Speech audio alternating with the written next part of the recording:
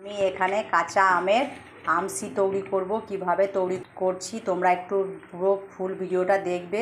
তোমরা স্কিপ করে কেউ মাঝখান থেকে ভিডিওটা কেটে দিয়ে চলে যাবে না, ফুল ভিডিওটা দেখবে, তাহলে বুঝতে পারবে যে আমি কিভাবে বানাচ্ছি।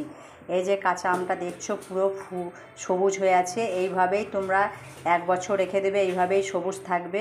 তোমরা চাটনি, টক যে যা খাবে বানিয়ে, তোমরা কোনো অকেশনে তোমরা বানিয়ে এগুলো রেখে দিয়ে খেতে পারবে। তো এইটা কীভাবে কী করে থাকে সেটাই তোমরা দেখবে। শুধু নুন আর জলের সাহায্যে এই আমটা পুরো কাঁচা আমের মতনই থেকে যাবে 1 বছর, কোনো নষ্টও হবে না, কিছুই হবে না, ভালোভাবেই 1 বছর থেকে যাবে। এই কালারটাও থেকে যাবে। আমি এদিকে জল বসিয়ে দিয়েছি, দেখো গরম জল করতে দিয়ে দিয়েছি। গরম জলটা, এই জলটা ফুটে ফুটে একদম কমে যাবে।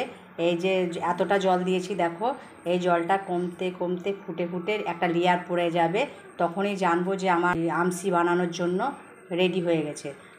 তো আমার জলটা ফুটতে লেগেছে দেখো, এবার আমি নুন দিয়ে দিলাম। দেখো জলটা কিভাবে ফুটছে, ফুটে ফুটে অনেকটাই কমে এসছে। দেখো এখনও 10 মিনিট হবে, ফুটে ফুটে কমে গেছে, আর এখানে সাদা সাদা লেয়ার পড়ে গেছে। তো আমি এবার জলটা ঠান্ডা করতে দেবো, গ্যাসটা অফ করে দিচ্ছি। আমার জলটা ঠান্ডা হয়ে গেছে দেখো, আমি এখানে একটা কাচের জার নিয়েছি।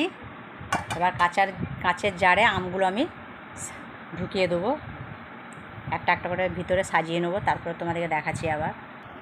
দেখো আমি কাচের জারে আমগুলো সাজিয়ে নিয়েছি, এই দেখো। এবার আমি জলটা ঠান্ডা হয়ে গেছে, আমি জারের মধ্যে দিয়ে দেবো।